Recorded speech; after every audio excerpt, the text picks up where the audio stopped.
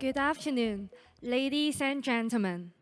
Welcome to our Strike the Gong for Financial Literacy event. This is Hillary from HKEX, and I will be your MC today. This is the fourth year in a row that we are hosting this event. We are proud to celebrate the World Investor Week in Hong Kong with today's ceremony, joining stock exchanges around the world to raise awareness of investor education and financial literacy. Sustainable finance products are becoming increasingly prevalent in global markets.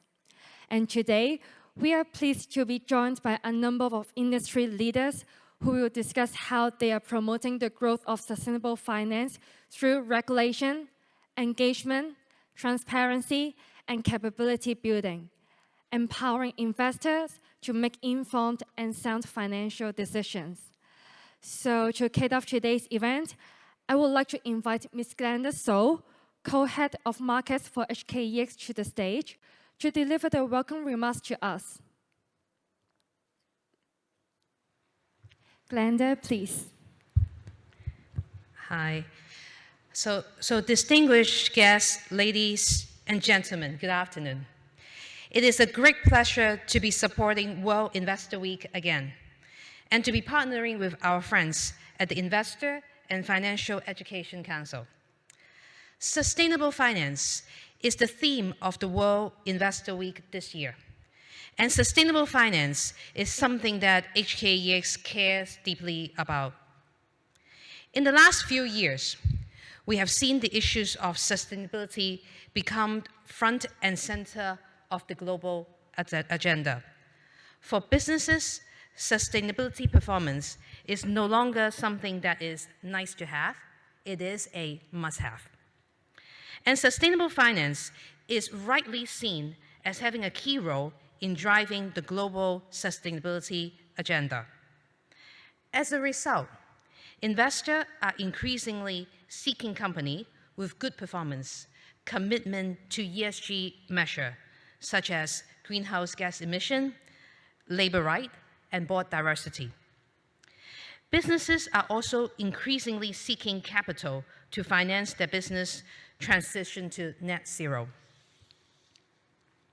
Exchanges have an important role to play. HKEX have three roles. We are a listed company, a regulator, and a market operator. In all three, we see ourselves as change agents in global markets. As a listed company, we seek to lead by example. We have committed to the Glasgow Financial Alliance for Net Zero, which involves making net zero pledge and developing and implementing business plan for a low carbon future. As a regulator, we're in position to advocate and set standards to ESG disclosure. Through this effort, we aim to facilitate the development of a corporate culture which ESG practices and reporting are fully integrated into daily business operations. As a market operator, we're developing an ecosystem of sustainable and green investment products to help fund companies on their low carbon transition. We connect investors, issuers, and other stakeholders on platforms that provide information, access, and transparency on a wide range of sustainable, green, and social investment products, such as green bond and ETF. As an example, Stage, who is a central hub for data and information for sustainable and green products. Stage offers clear, consistent, and comparable ESG data, which is important as it enables investors to make more informed investment decisions. And it helps to address investor concern about inaccurate ESG reporting, known as greenwashing. We are also having the foundations for Hong Kong growth as a premier carbon hub for Asia. In July, we launched the Hong Kong International Carbon Market Council, which brings together leading corporates and investors to explore carbon opportunities in the region. The Council will allow us to understand what kind of carbon market our stakeholders need and how they want to fund these new climate projects, technologies, and businesses. We hope this new insight will help us to develop an efficient and effective international carbon marketplace that support the sustainability objective and net zero strategy of investors and corporates. Capital market have a key role to play in driving pressing global climate agenda. We hope all of you can join us in this exciting and meaningful journey. Meanwhile, at today's event, industry leaders will share their expert insight on sustainable finance with you. And we will be also striking the gong to celebrate this global movement to foster investor education and financial literacy. I hope you find today's event insightful and enjoyable. Thank you very much. Thank you, Glenda. Now, it gives us great pleasure to welcome Mr. Victor Dawes, SC, Chairman of Investor and Financial Education Council, to say a few words to us. Victor, please. Thank you.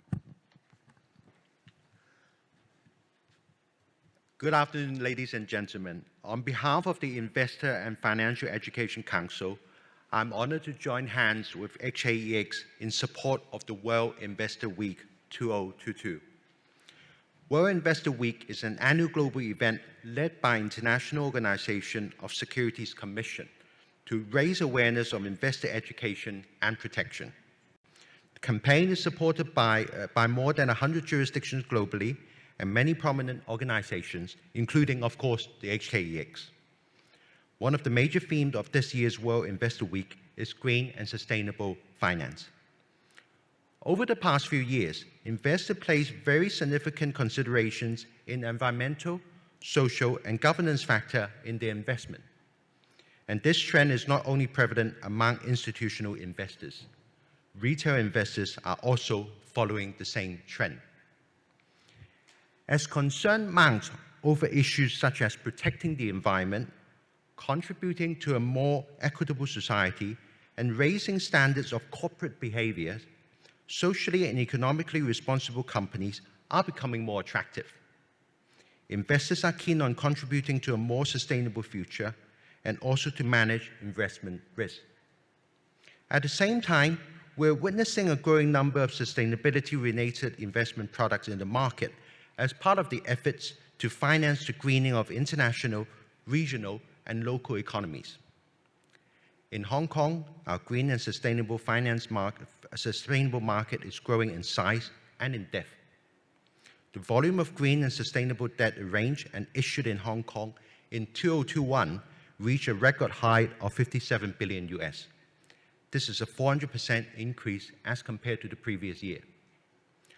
On this, the volume of green and sustainable bonds amounted to over $31 billion US, accounting for 1/3 of those issued in Asia, making Hong Kong #1 in our region.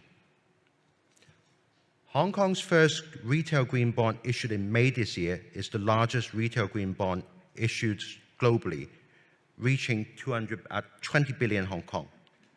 By participating in green finance, we are greening Hong Kong. We are also sharing the fruits of Hong Kong's sustainable development. According to IFEC's retail investor study conducted in 2021, 38% of investors were aware of green and sustainable finance, while 46% are interested to know about investment issues related to sustainability. In fact, the number is even higher amongst young investors below the age of 30. 54% of investors in this age group indicated they would like to find out more about sustainability-related investment product. This is, of course, very encouraging. At IFEC, we believe investor education is a key element to raising public awareness and understanding of green and sustainable investing. This will enhance investor protection and is in line with the policies and regulations of industry bodies such as SFC and HKEX. They are also keen supporters of the efforts in making investment market in Hong Kong greener and more sustainable. In this regard, we at IFEC has been dedicating resources and focus on enhancing investor and financial education in Hong Kong and in recent years included sustainable related investment topics in our agenda.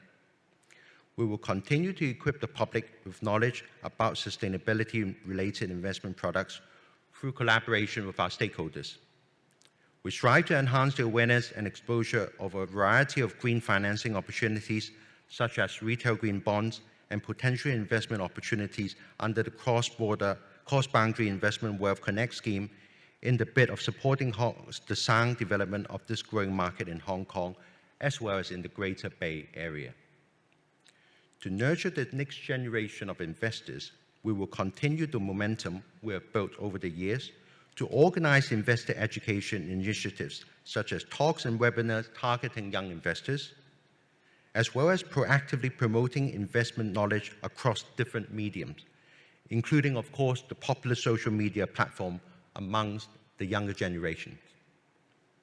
We are dedicated to our mission to equip the public to be able to make informed investment decisions that contribute to a greener and more sustainable future. It goes without saying that we cannot do this alone. We would like to call on all of you for support to strengthen the understanding of green and sustainable investment in Hong Kong and make it more prevalent and accessible to the public. Last but not least, we will have to express our deep appreciation of HKEX for their continuous support and collaboration on investment education. We thank you for their efforts in empowering the financial community to strive for a sustainable future of Hong Kong as a top IFC.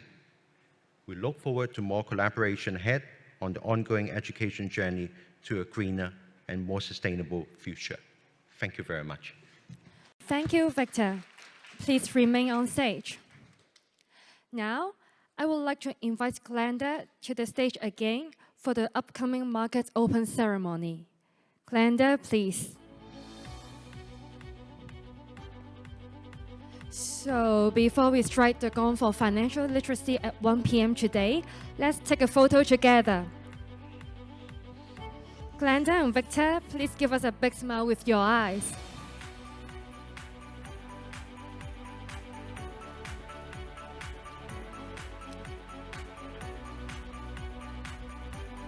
You may also hold the mallet in front of the gong to take another picture to mark this remarkable occasion.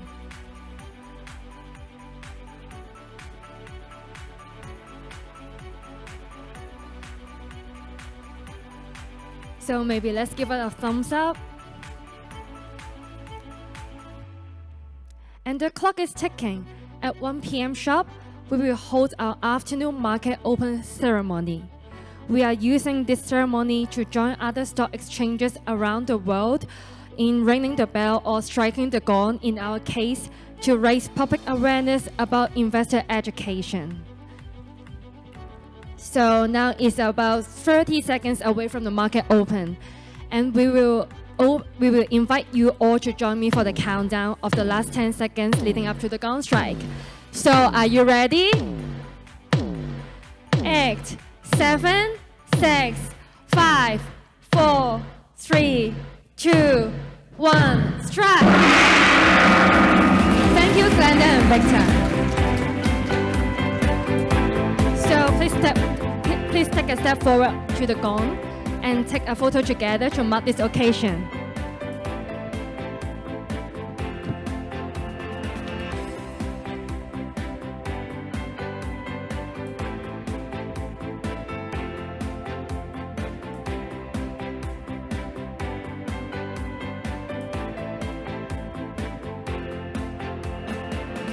Thank you very much. Please remain on stage. And now, I would like to invite our speakers on stage to take a group photo together.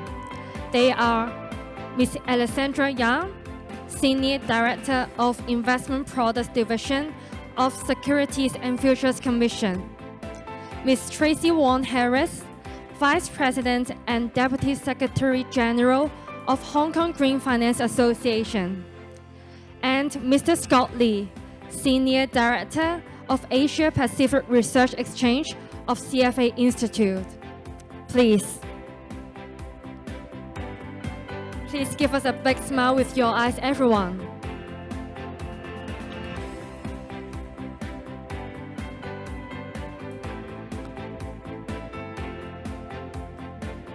Thank you very much, and please be seated. Today, we are delighted to have industry leaders here with us to share their knowledge and insights on driving the sustainable finance agenda from different perspectives.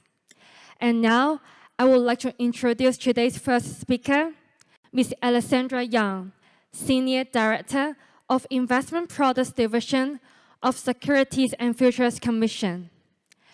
Alessandra currently serves as the Senior Director of Investment Products Division of SFC. She has been actively involved in formulating and implementing policies and initiatives relating to the regulation of the asset management industry. May I invite Alessandra to return to the stage? Alessandra, over to you, please. Thank you. Good afternoon, everyone.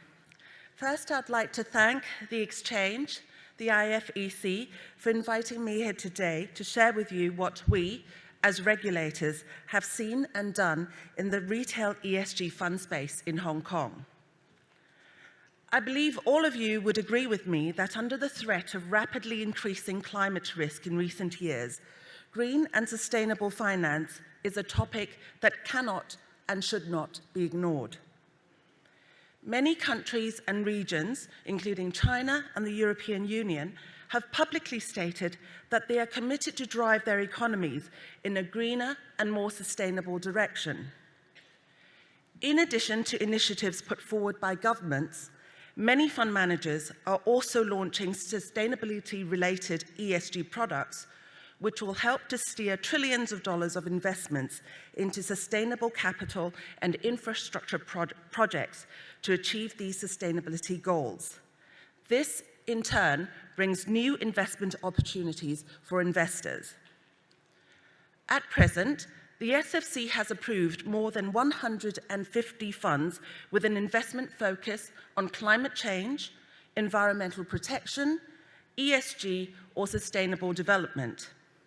And this includes 8 exchange-traded funds.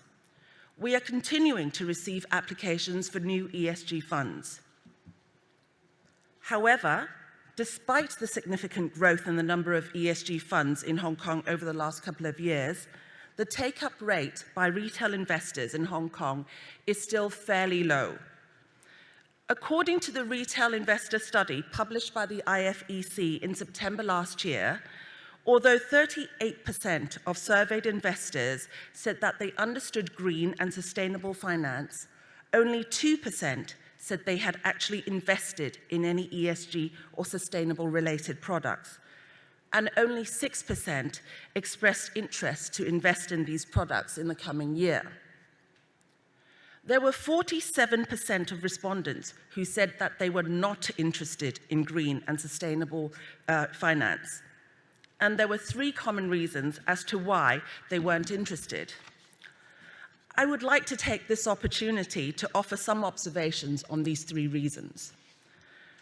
The first reason is the perceived absence of a track record of good investment return. In my view, this is a common misunderstanding about green and sustainable investing.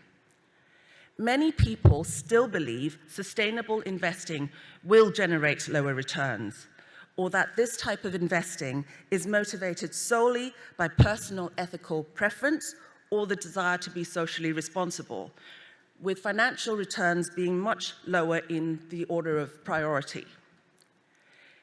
In fact, more and more research and analyses has shown that sustainable investing has a relatively lower volatility and can minimize certain types of long-term risks. So sustainable investing really shouldn't be equated with lower returns. In addition, climate-related risk is now widely recognized as a financial risk that can affect investment returns. So incorporating important ESG issues into investment considerations is an irreversible trend. The second reason is the limited investment choice. While this may have been true a few years ago, it is not the case now. You may recall I just mentioned that we've authorized over 150 ESG funds that are available to retail investors in Hong Kong. This is a 4-fold increase from 2020. If you're interested to take a look at these funds, the SFC has a central database on its website with all of the SFC authorized ESG funds posted on this webpage.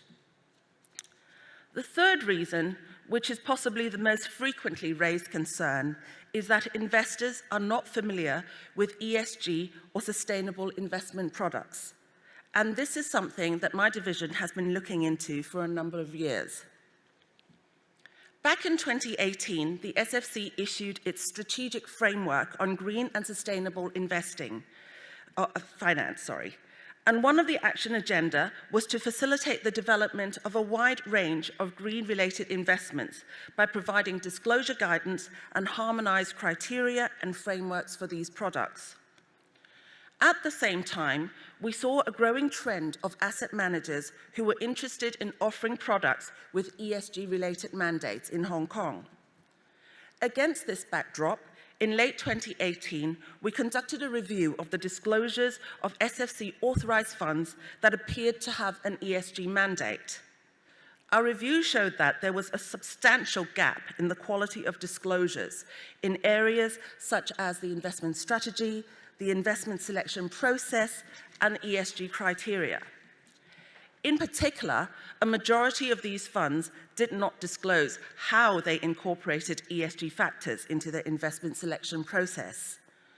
Now, while this may have been due to the evolving ESG investment space and the wide spectrum of taxonomies and strategies, it was far from satisfactory.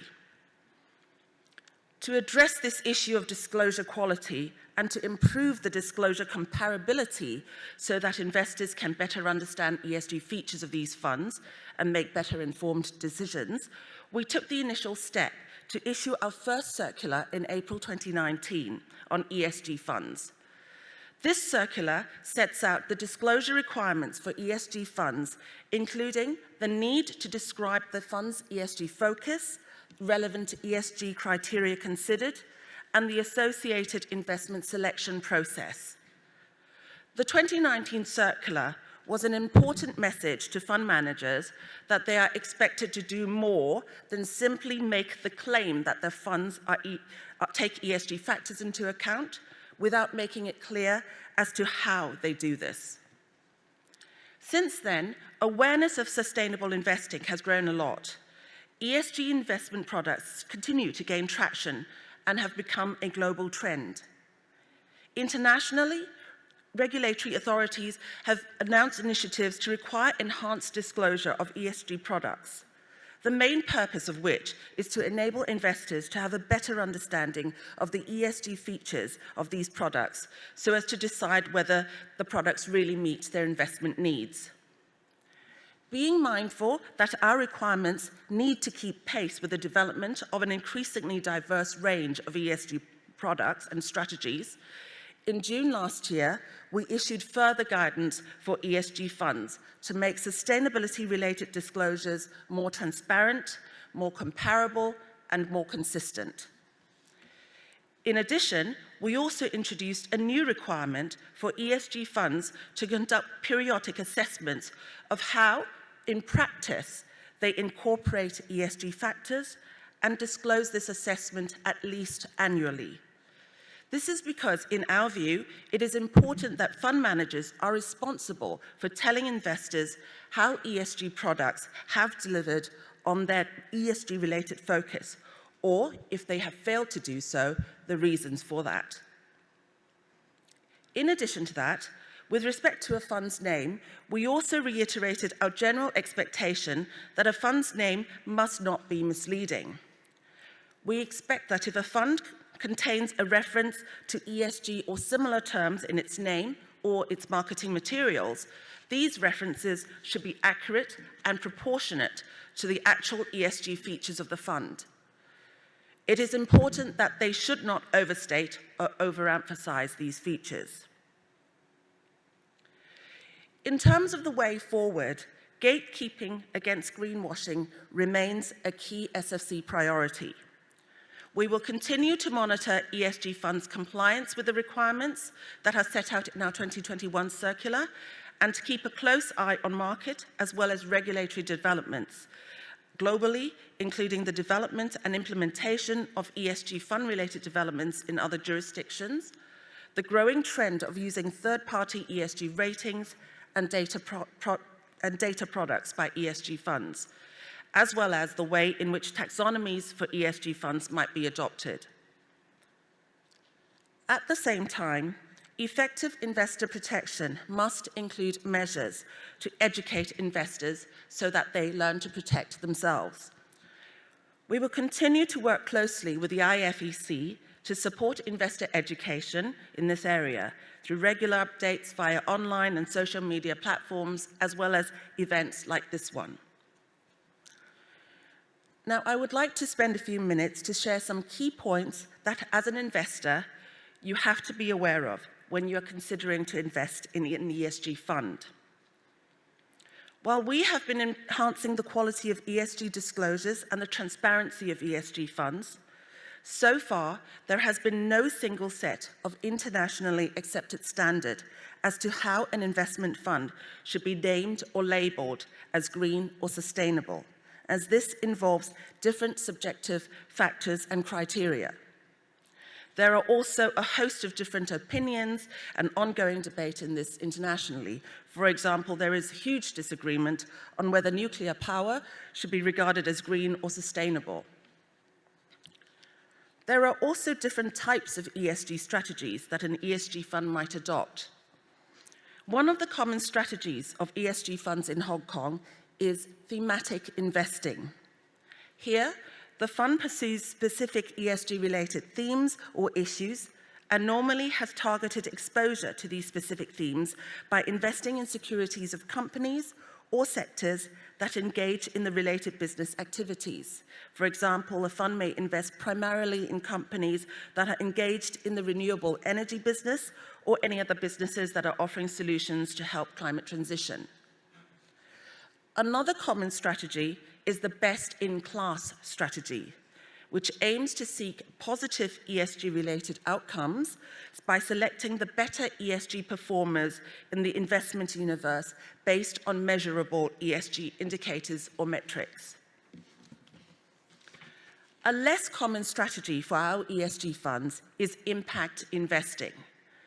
This is investing with the intention to generate positive and measurable ESG impact alongside financial returns. In view of the diversity of ESG funds and the lack of an agreed standard, we are committed to reducing the risk of greenwashing when we approve ESG funds, particularly for retail investors. We are very careful in assessing whether a fund really incorporates ESG as its key investment focus before we approve the fund as an ESG fund in Hong Kong and place it on our ESG funds list. For example, it must clearly disclose how ESG is related to its investment theme, and the majority of the underlying fund's assets must also be invested in the corresponding ESG theme. Investors should also be careful to avoid making an investment decision based solely on the name of the fund or its marketing materials. For example, some funds may simply exclude certain industries, such as oil, gas, tobacco, and weapons, from its investment universe. This relatively simple way of excluding investments in certain controversial industries is not sufficient to be recognized by us as an ESG fund. If the name of the fund creates misunderstanding that the fund is an ESG fund when it is not, the relevant fund will need to add a statement against its name that it is not an ESG fund that is approved by the SFC.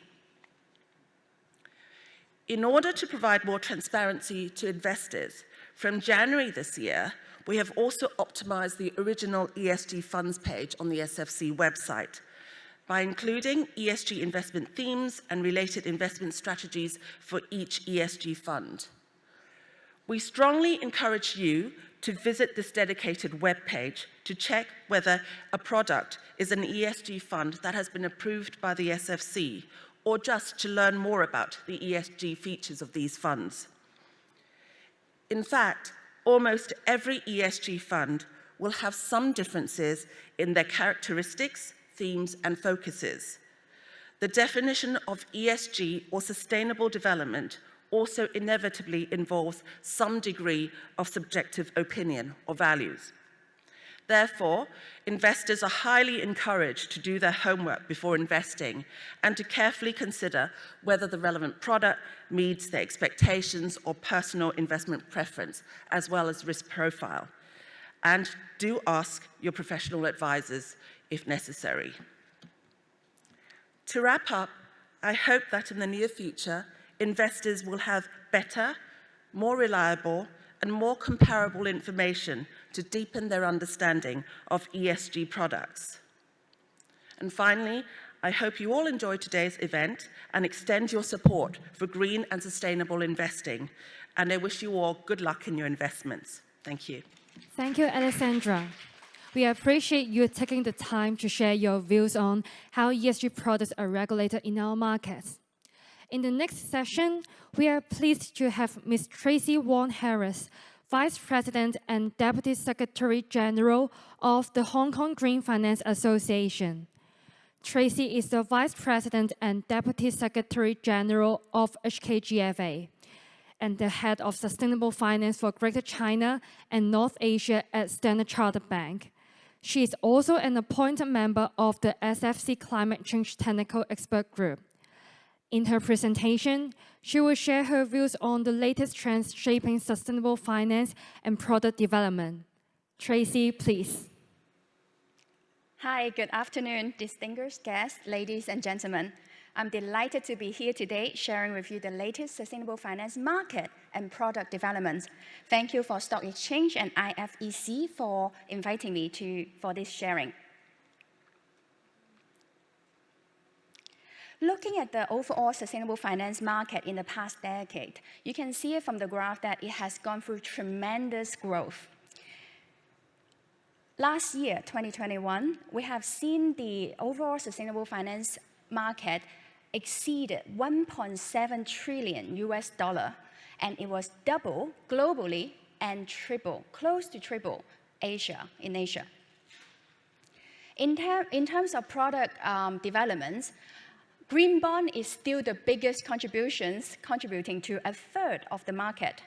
But we have also seen a tremendous growth, the fastest growth, in fact, from the sustainability-linked loan market, which contributing to a quarter of the overall market today.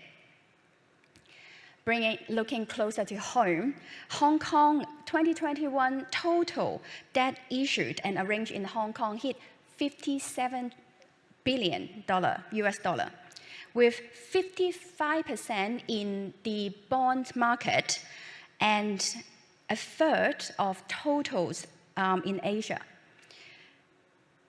and of which 80% is from mainland issuers, demonstrating Hong Kong's super connector role between mainland and the rest of the world. And in loans, we have seen 2/3 from the sustainability-linked loan and 40% of which from the real estate market. Looking at thematic developments, I call this from green to rainbow. There are a number of international policy and guidelines guiding the development of the sustainable finance product labeling, the thematic developments. So very early on, we have seen green loans and green bond. The same principle also applies for blue bonds. And with this, the use of proceeds is dedicated to green projects like green buildings, energy efficiency, solar projects, etc. Then we have seen the development from the social category. For example, we have seen a very strong pickup over the last 2-3 years during COVID, and also use of proceeds spent on essential services and essential infrastructure, etc. Then we have seen the sustainability, which is a mix of the both social and green together, use of proceeds issuance. With the latest, still remain in the category of use or proceed is the transitions category. This is the most nascent thematic in the market.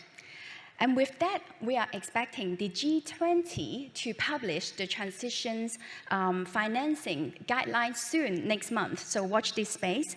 And as a bank, we have also developed our own transition finance framework to help our client to accelerate their transition journey.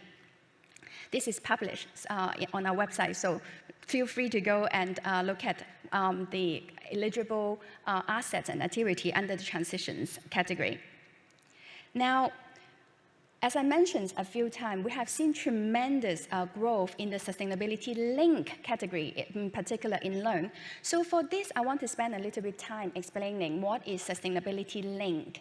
So for this product, it moved away from just use or proceed, meaning that capital only ring-fenced to particular projects or assets, but actually can apply to working capital of a company.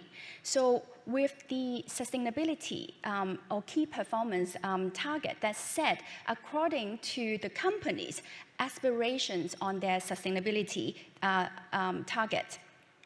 With that, one particular feature is on the pricing. So the margins for sustainability-linked product is tied to the performance of the borrower.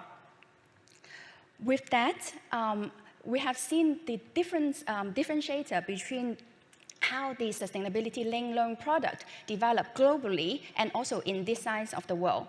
Globally, majority of the sustainability loan, we've seen the margins is tied to incentive and penalty, meaning that if the borrower perform and deliver the target, then they enjoy a pricing benefit.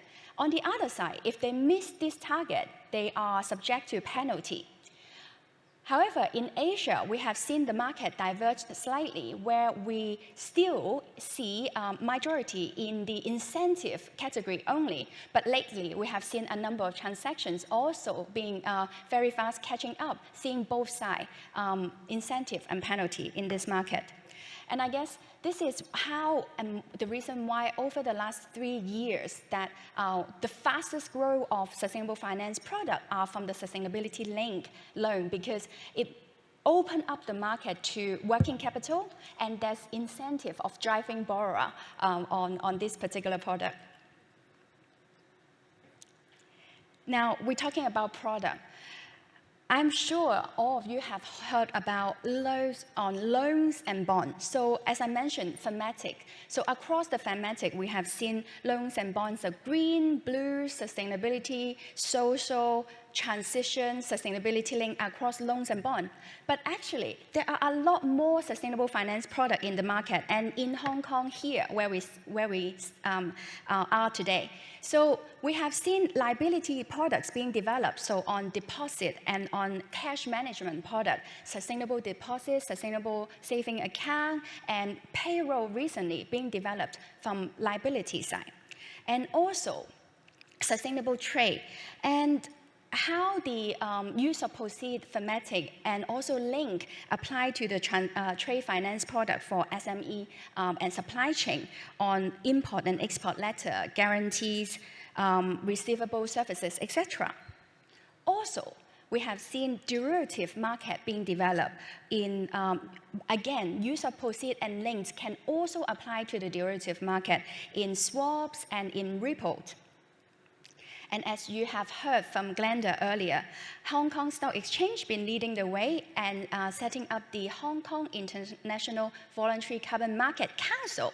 So the carbon market development is one of the key focus also, and one of the latest, I say in this side of the world that we have seen. So as a bank, we have been facilitating Asian clients to go to the EU ETS compliance market, and also have the capability of trading voluntary carbon credit with our clients here in Hong Kong. Now, last but not least, we have seen a lot of activities in the retail market.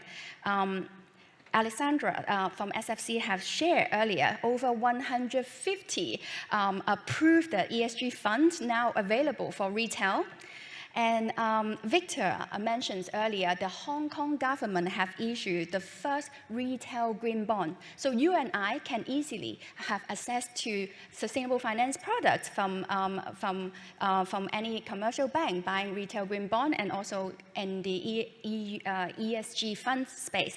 But that is not it. Because in Hong Kong market, we have seen commercial bank offer green mortgages. So if the building that you and I stay that is green building certified, then you can enjoy some incentive for the green mortgage offering. And also, we have seen sustainable deposits, sustainable saving account available for retail in Hong Kong market also. So there's a whole full suite of products already being developed in the sustainable finance market, all the way from large corporate financial institution to SME and retail all the way. Now, let me share my last thoughts about green and sustainable finance market. So the sustainable finance market has gone through tremendous growth, and this is expected to continue. In order for us to transition to net zero and have a chance to keeping temperature rise to below 1.5 degrees, we need an additional 100 trillion US dollar investment in ESG market. And also, Hong Kong has a key role to play as the regional sustainable finance center, being the super connector with mainland and the rest of the world.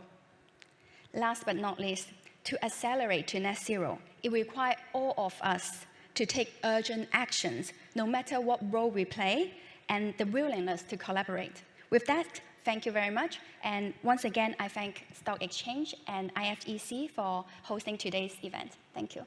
Thank you, Tracy, for giving us an overview of what is happening in the world of sustainable finance and the opportunities ahead. Thank you so much, and please be seated.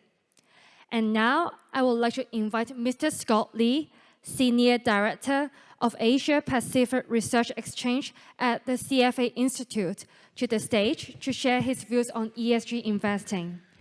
Scott leads a team of marketing professionals at the CFA Institute who are responsible for organizing a wide range of events focused on investment outlook, sector analysis, ESG, and fintech. Scott, please. Thank you. Honorable guests, ladies and gentlemen, it is my great pleasure representing CFA Institute to support this meaningful Ring the Gong for Financial Literacy event. Thank you so much, Hong Kong Stock Exchange and IVC, for the invitation. I believe CFA Institute is known to you by our exam and professional qualification. In addition to that, we are the world's largest association of investment professionals with aims to promote the high standards of ethics, education, and professional excellence. And as a not-for-profit organization, we care about investors' outcome for the benefit of society. So today, I'm going to share some insights and ideas about upskilling our knowledge on ESG or green and sustainable finance investing. The three questions to address here would be why, what, and how. Whether you are a practitioner in the finance and investment industry or a retail investor yourself, it is important and helpful for you to equip your ESG knowledge. And why is that? Because there are both investment opportunities and career opportunities.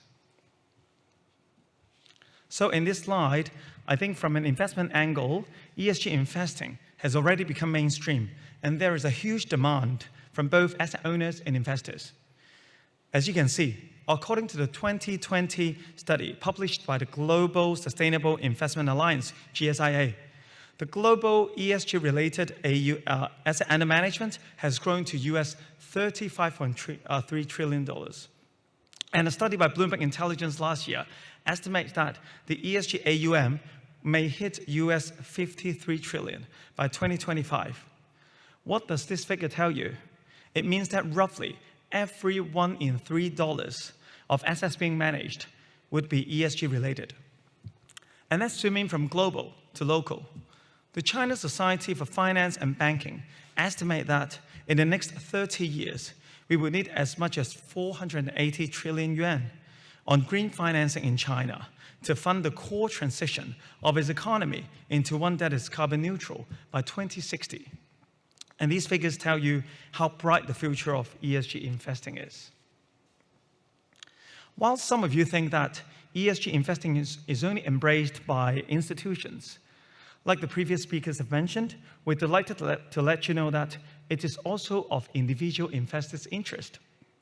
At the end of last year, CFA Institute conducted a global online survey, interviewed about 3,600 retail investors. And in there, we can see an increasing interest in ESG investing. And for Hong Kong market specifically, 88% of retail investors being surveyed show interest in ESG investing. And besides an investment angle, there is a career angle. To cope with the huge demand on ESG investing, we need talents. For CFA Institute's Future of Skills report, being published by my colleagues about 3 months ago, we've analyzed 16 trending skills areas to identify gaps between demand for learning and supply of talent. And the largest gaps that we can find would be a headspin, AI machine learning, and sustainability. And more importantly, the demand for sustainability skills has increased the most as compared to 2 years ago. This shows how much potential there is for a career in ESG. So after understanding the opportunities, let's find out more about ESG investing, what it is. So ESG investing actually involves a range of approaches addressing different investment objectives. Each approach has different characteristics, and one may overlap with another. Investors may apply more than one approach on a given investment strategy. Without further ado, let's take a look at a short video we produced, which highlights 6 generic ESG investment approaches.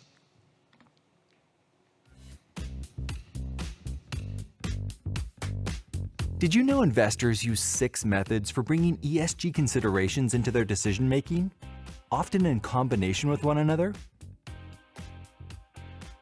Exclusionary screening is the oldest method for evaluating ESG standards. It's centered around avoiding securities of companies based on activities that conflict with your moral values. Products involving alcohol or gambling, for instance. It also applies norms-based screening, meaning reviewing investments based on compliance with relevant international norms and standards, such as those pertaining to human rights.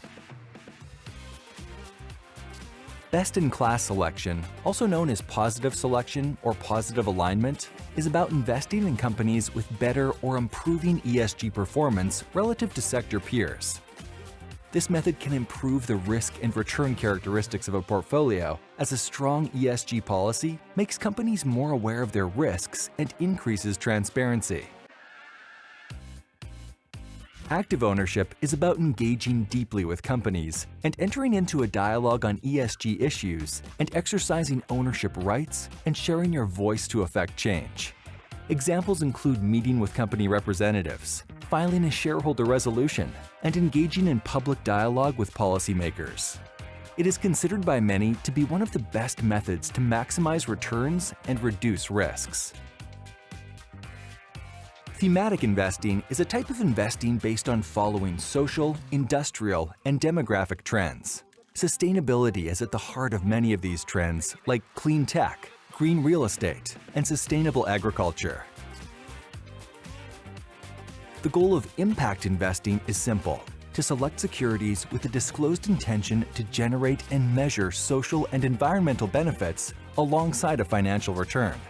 An example of impact investing includes backing businesses that generate jobs in underserved communities. Lastly, we have ESG integration, systematically and explicitly integrating ESG considerations into investment analysis. Are you prepared for the rise of ESG?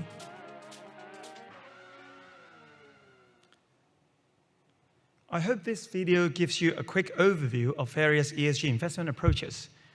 And regardless of which approach we're adopting, having access to material ESG information would be crucial. And on this, we would say that the whole ecosystem is working together to enhance the quality and transparency of ESG data and reporting. For example, regulators and standard setters are enhancing sustainability reporting requirements and creating codes and standards. There are various standards in the market, and we're working towards a harmonization. As for corporates, they have started quantifying and reporting ESG performance in the financial reports. Meanwhile, ESG data and rating agencies are consolidating useful information to establish ESG metrics for performance measurement and comparison. On the other hand, fund managers have created ESG-related products with product disclosures, highlighting approaches and processes in managing, for example, climate or ESG risks. With all these inputs by stakeholders, what do some of the outputs look like? So let me quickly give you some examples here. On the screen here, I've actually captured a screenshot from the Hong Kong Stock Exchange Sustainable and Green Exchange website, or what we call the HKEX stage. In there, you get to see a range of sustainable, green, and social products available in the market, including bonds, equities, and exchange-traded funds. Within each product or company information, investors can actually study about the corresponding sustainable finance reports, framework document, and even external review information. Another example I would like to show you here is code and standards. The screenshot that I'm showing you is the ESG disclosure standards document developed by CFA Institute with the support from many ESG experts. The objective of the standard is communicate information about an investment product's consideration of ESG issues in its objectives, investment process, or stewardship activities. Codes and standards, as well as reporting framework, like this example, strive to preserve the integrity of information and to enable investors to better understand, evaluate, and to make comparison. Yet, despite the huge market demand and effort spent by stakeholders in the ecosystem, some retail investors remain concerned about penetrating ESG investing, or the participation rates remains low, as Alexandra mentioned. In fact, in a global recent study, trust study, less than 30% of Hong Kong retail investors being surveyed say that they're very likely to trust the ESG messaging or net zero pledges by companies and funds. And this resonates with a survey conducted by PicTech Asset Management and HKUST, where retail investors show strong intent on ESG investment. However, their awareness and associated investment experience remain low. Why is that? While some of the concerns are related to ESG data quality, risk of greenwashing, etc., one main reason would be the lack of ESG knowledge to understand and digest the material information in order to make an informed investment decisions. Again, like Alexandra mentioned, some retail investors, they don't penetrate green and sustainable investment because they think it's sacrificing return, but in fact, it helps generating better risk-adjusted returns. So here comes the third and final part of my presentation. How can we upskill our ESG knowledge? Our advice here would be very simple. It is through 3 different channels: online reading, attending topic-specific webinars and events, and last but not the least, consider pursuing structured educational programs. Online reading is probably the first step to get your foot in the door for ESG knowledge. There are plenty of educational and insightful ESG research, blog articles, and videos on the internet that you can actually Google them very easily. In here, let me give you a few examples. So starting from the left-hand side of your screen is the Investor and Financial Education Council website, the IFEC website. So the IFEC has actually created an excellent repository of green and sustainable finance contents, covering basic knowledge about ESG reporting and sustainable investing. Second one is the Hong Kong Stock Exchange Stage website, which I've mentioned before. And there you can find product information, case studies, and guidance materials. The third one is that earlier this year, the Hong Kong Monetary Authority has launched the Center for Green and Sustainable Finance, which contains data source repository, training information repository, and internship opportunities. And the last one on your right-hand side would be the CFA Institute Asia Pacific Research Exchange website that is managed by me and my team. So we've created an ESG thematic session here for you to find relevant research reports and articles. And all of the information that I mentioned here are free and publicly available. Yet, I do understand that sometimes it is difficult for you to digest this information on your own without guidance. And therefore, another channel for you to equip your ESG knowledge would be attending webinars and events. And I think over the past few years, the industry has organized probably over 100 ESG events covering a wide range of topics. The beauty of these events would be that each of them usually focuses on a specific topic. Secondly, speakers are all seasoned professionals and will be presenting you with the latest updates on market trends. Moreover, you can actually raise questions during webinars. As for physical events, it provides you with networking opportunities as well. Last but not the least, ESG is an important topic here to stay. So with continuous development and enhancement on ESG investment landscape, investors and practitioners may consider pursuing structured educational programs to fully enhance their knowledge. On this, educational institutions and professional bodies have created various learning programs and qualifications. The format and level of difficulties of these programs vary. As Hong Kong being an international financial hub and striving to be the green finance hub, we can pursue global qualifications here online through online study or to enroll programs offered by local providers. The screen here shows some examples of local programs available in the market. So, to summarize and to conclude, we can definitely see the rising trend of ESG investing, which brings along investment and career opportunities. But to grasp these opportunities, you need sufficient knowledge. To upskill your ESG knowledge, there are plenty of online resources, webinars and events, as well as structured programs for you to pursue. It is over to you now to take action. Thank you, and may I wish the World Investor Week initiative an ongoing success. Thank you, Scott. Thank you all for their insightful sharings.